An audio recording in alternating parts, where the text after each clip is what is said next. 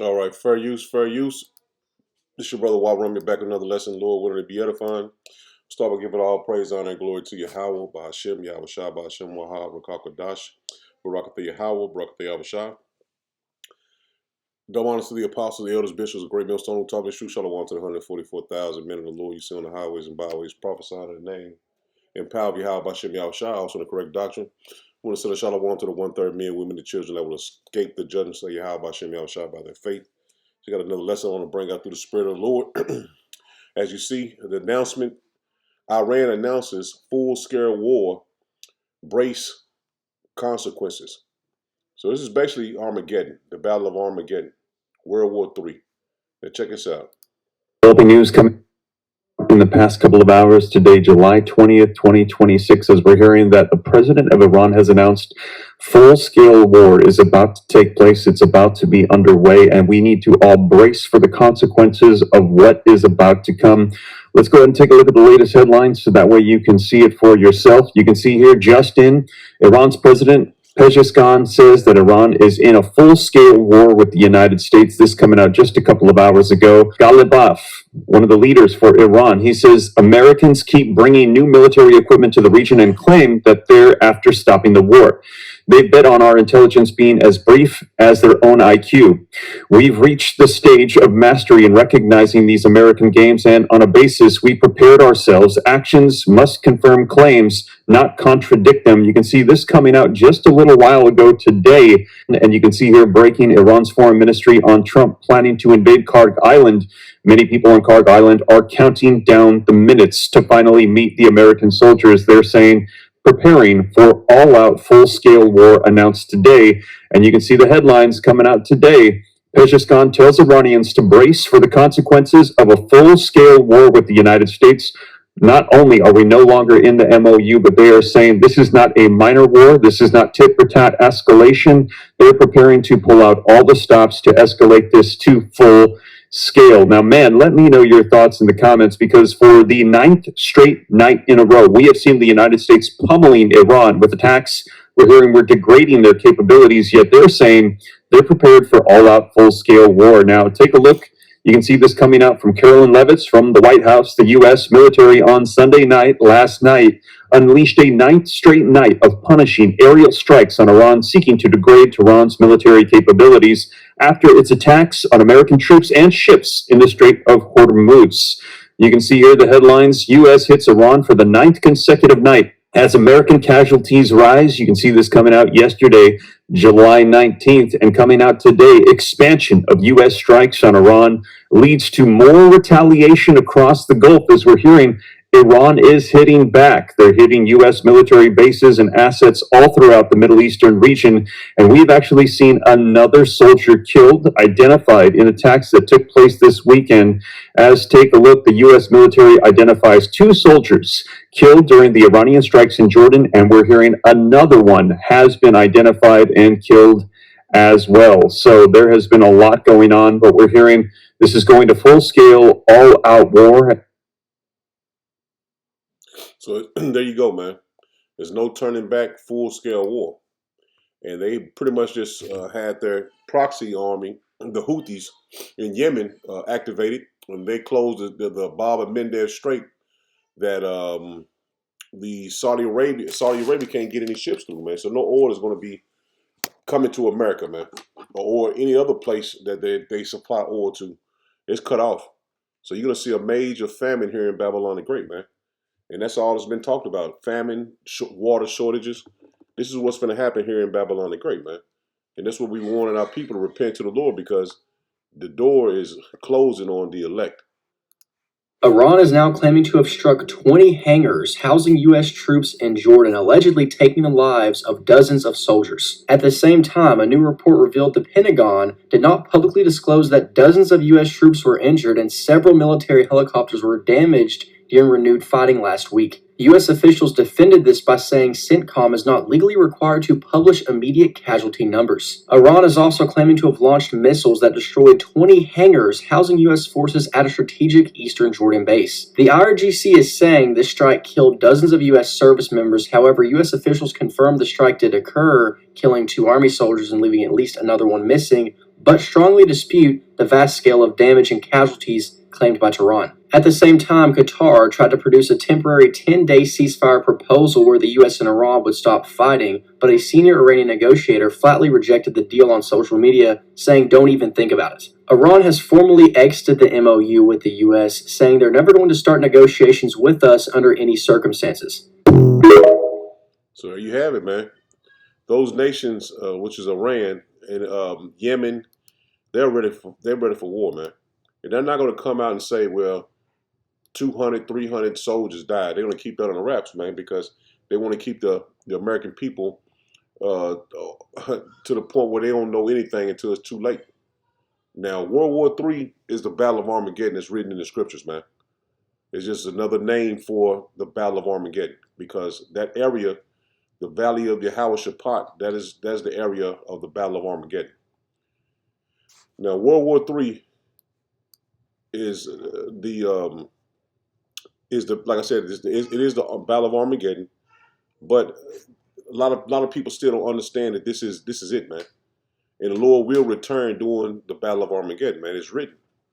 Check this out. Everyone, I have a very big update. I just met with the team, and let me tell you, the clock is ticking, okay? With what I learned today, I don't care what you hear on the news. I don't care what you heard on the State of the Union address last night where the president saying everything is fine. Things are not fine. I think we are a match strike away from going into a world war. I got 3 messages from different sources that are in the U.S. Armed Forces saying it's about to go down, okay? They are prepping for a massive strike. And this is all going on in front of the whole world while the tensions are high in all the superpower countries. We have another country, you know which, that's doing an AI attack. And then we have another country, I'm not naming names here, but they flagged you. We have another country, I think you can figure it out, that is advertising that the U.S. is not going to be using diplomacy, and they are absolutely not going to be allowing Iran to have any nuclear weapons. All this going on, and people are talking about the economy and how great it's going. Wake up, people. They don't even care if they're caught lying anymore. They're getting ready for a global power shift. A global power shift. Stay ready. I have huge updates coming tomorrow. So you have it, man. This is the talking of town right now.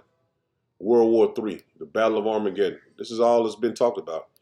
Nobody's talking about the economy and things getting better. You know that's the economy is going to crash regardless. They don't really even shit. You can see that with the housing market. But the militaries are talking about all-out war, man. The World War III. China and Russia is about to enter into this fight, man, because Russia is backing Iran and China is as well, man. They're giving them technology and information on the whereabouts of different bases that America has, man. United States military commander has just told the entire world to be on high alert for a possible World War III. Look. I look around the globe. Russia, China, Iran, North Korea, and others are increasing their collaboration and their cooperation as their interests align against us. We see this clearly in Ukraine. While President Trump pushes for a peaceful resolution to a horrible war, China continues to fund Putin's war machine. Iran continues to supply technology and weapons. And North Korean combat troops remain in Russia on Ukraine's border. And of course, there's a confluence between Russia, Iran, and Venezuela and their dark fleet of oil tankers that is helping to fund the war. In the Arctic and the high north, we see a similar trend. Russian and Chinese vessels are conducting more and more joint patrols. Chinese icebreakers and research vessels are in Arctic waters, and their research is not for peaceful purposes. It's to gain a military advantage. Russia, meanwhile, continues testing advanced capabilities in the Barents Sea. As new shipping routes emerge and new resources are discovered, the Arctic only grows in strategic importance. And all of this comes in the midst of an increasing hybrid threat: airspace violations, GPS and GNSS interference, and the Shadow Fleet in the Baltic Sea threatening underwater infrastructure. In short, the Arctic, and Northern Europe by extension, has become a front line for strategic competition. Within NATO, Allied Command Operations, the command that SACEUR oversees, has taken steps to strengthen our deterrent posture, much of which is oriented in that northern region. Here. Just over a year ago, we established Baltic Sentry, an activity to protect that critical underwater infrastructure.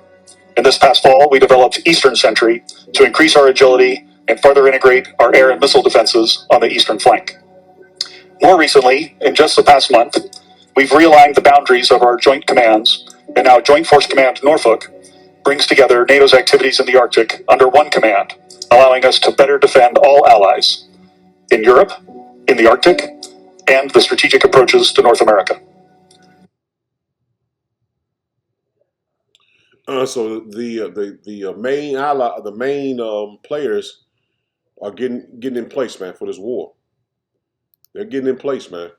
And while you think that that America has you know what I'm saying, is doing all this bombing, they're running out of missiles as well, man. They're not prepared for World War III, man, the Battle of Armageddon. And it shows you this is prophecy, man, that Babylon will be taken. So this is the Lord showing you through the Spirit of Yahweh Bashem Yahushua. This is everything is set in place the way the prophecy said it would happen. This is huge breaking news coming in. Right now, U.S. military bases across the Middle East are facing an unprecedented invisible siege. Not a traditional kinetic strike, a strategic digital blackout. Critical early warning radars and multi-billion-dollar THAAD missile defense networks are being systematically blinded. But here is what the mainstream headlines are completely missing. Iran is executing the operation, but the digital fingerprint, the cyber architecture, and the satellite telemetry, that is pure Moscow. Listen closely to this next part, because it changes the entire global balance of power. For decades, American military supremacy relied on one thing: seeing the threat before it arrives. But Russia and Iran have just proven a terrifying new mathematical reality. You do not need to physically destroy a $2 billion American airbase. You just need to hack its eyes. If the radar is blind, the base is defenseless. This is not a random escalation. This is a highly calculated proof of concept. Moscow is handing Tehran the exact cyber keys needed to bypass the most advanced defense shields on Earth. Why? Because it forces the United States into a state of permanent tactical paralysis. And this is where it affects you. When U.S. defense grids in the Middle East go dark, the deterrence that protects the world's most critical oil choke points vanishes. Markets panic. Global shipping routes freeze. The cost of everything you buy relies on those radars staying on. What we are witnessing is a masterclass in asymmetric electronic warfare. The empire is not being defeated by superior firepower. It is being defeated by superior code. The Pentagon is scrambling to patch the grid, but the ultimate question remains. If Russia can help Iran turn off the lights in the Middle East today, what systems will they turn off tomorrow? Tell me in the comments, is the era of American technological dominance officially over? There you go, man. So this thing is gonna get bad, man. He's speaking of an EMP that might, that Russia gonna pull out. That we've been speaking about, starting with the apostles and elders for many years, man. About him hitting this place with an EMP and all hell breaking loose. And I was on ChatGPT looking at a couple of breakdowns that they had. I'm gonna look at them later as I continue to, do a little research on that. But I want to hit a couple scriptures, man. I ain't gonna make it long. But the point is, we are in the Battle of Armageddon. This is it. This is Revelations 11 and verse 14. It says, "The second woe is past, and behold, the third woe cometh quickly." And we in that third woe, man. This is World War III, man. The third woe that was spoken of that would happen before the Lord returned, man. Because the Lord is going to return in the midst of World War III. This is Revelation 16 and verse 15. It says, and this is in a blue, this is a King James. It says, "Behold, I come as a thief. Blessed is he that watcheth and keepeth his garments, lest he walk naked and they see his shame. And he gathered them together into a place called in the Hebrew tongue Armageddon. See, this is the same thing as World War III, man, the third woe. And this is what we in, man. We're in the third woe, man. And the Lord is going to turn it up. Now you see that Iran says full scale war, man. They're not holding back, man. They're not, pulling any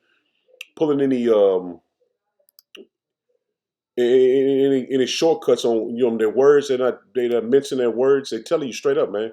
We going all out war, man.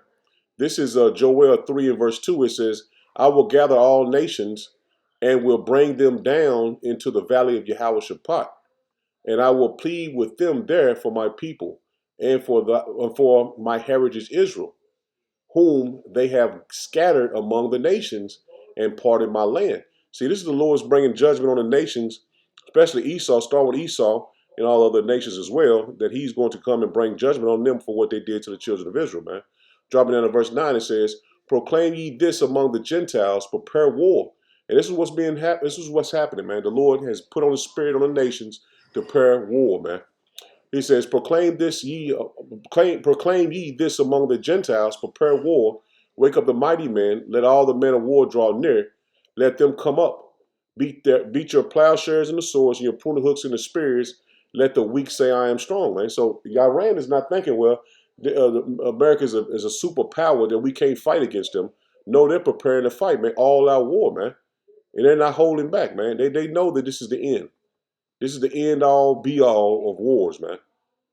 And they're not going to stop their war, man. It's not going to be a peace deal, a peace agreement coming out of this, man. Verse 11, it says, assemble yourselves and come, all ye heathen, and gather yourselves together around about. Hither cause thy mighty ones to come down, O Yahweh Bashem Yahushua. Let the heathen be awakened and come up to the valley of Jehoshaphat, man. See, the Lord is gathering these nations in the Levant for the last battle, man. He's gathering all the nations there. He says, for there will I sit to judge all the heathen around about. Put ye in the sickle, for the harvest is ripe. Come get you down, for the press is full. The fats overflow, for their wickedness is great, man.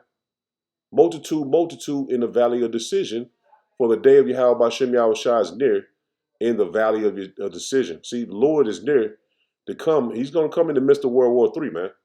This is what you have to be prepared mentally and spiritually for what's coming, man. Because the Lord is going to bring great destruction on the earth, man. This is Isaiah 34. Start at verse 1. It says, come near, ye nations, to hear, and hearken, ye people. Let the earth hear, and all that is therein, the world, and all things that come forth of it. For the indignation of Yahweh Bashem Yahushua is upon all nations. See, the Lord is upon all nations, man. They part of his land, man. You read about this Psalms 83. He says, starting in verse 1, it says, and his fury upon all their armies. So these nations are being gathered to the Middle East to be destroyed by the Lord, man. He says, and he have utterly destroyed them. He have delivered them to the slaughter. See, the Lord is going to deliver them to the slaughter, man. So the Lord is going to come down with his angels and judge the nations, man. And this is what is being prepared, man. See, it's going to start off with, you know what I'm saying, with little skirmishes here, bombing and shooting. But it's going to turn quickly into thermonuclear destruction, man, where the nations are going to shoot missiles on Babylon the Great, man. This is Isaiah 9 and verse 5. It says, for every battle of the warriors with confused noise and garments rolled in blood. But this shall be with burning and fuel of fire, man.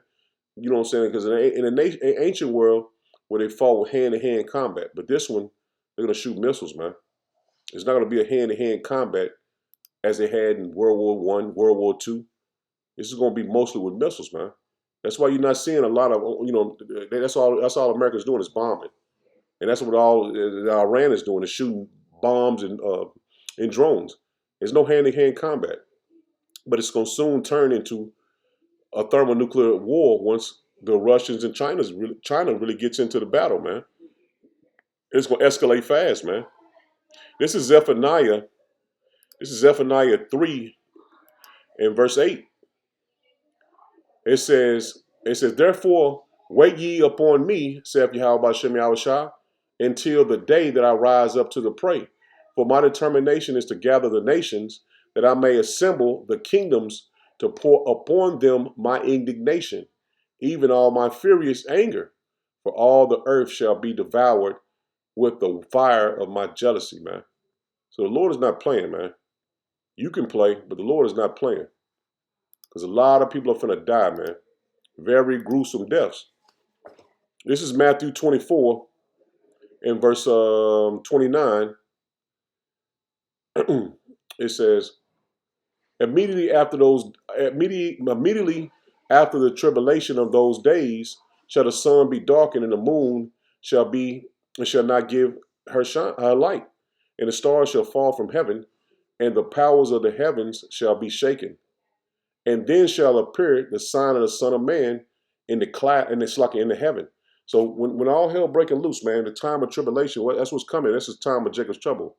When it's going to be a famine, water shortages, stores just looted, people are at each other's throat. This is the tribulation the Lord's speaking of, that he's going to come right after that.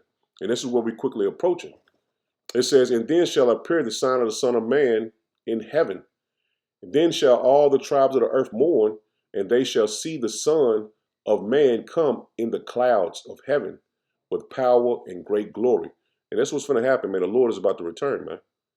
And great judgment is coming. It's verse 31, it says, and he shall send his angels with a great sound of a trumpet, and they shall gather together his elect. And that's the ones that's going to be saved from the destruction that's coming, man. Those that believe and have faith in the Lord, those that choose to repent and turn to the Lord, man. That's when the Lord is going to have the angels gather his elect from the four winds, from one end of heaven to the other end. So the Lord is going to gather all the ones that he's chosen to save. So, like Christian church say, oh, I'm saved. Yeah, you saved for destruction. You ain't saved you ain't saved from the judgment that the Lord is bringing. This is only for a certain elect that he's chosen, that chose to repent and return unto him.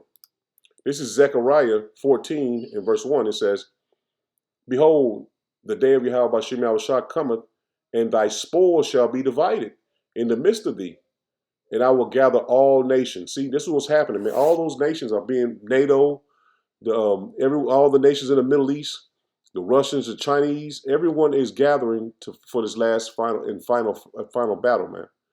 It says, for I will gather all nations against Jerusalem to battle. And that's what's coming, man. The Lord is going to gather those nations over to take out the small caps, man. And we know, this is a deeper meaning of how it's read.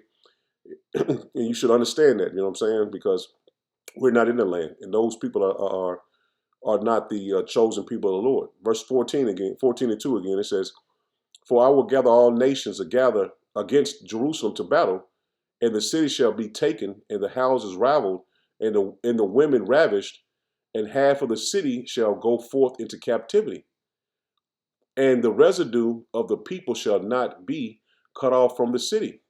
Then shall Yahweh shall go forth and fight against those nations, as when he fought in the day of battles. And see, the Lord is coming to fight against the other nations for what they've done to us, man. We read about that in Joel 3. So this is it, man. Ain't no turning back. It's only gonna get bad from here.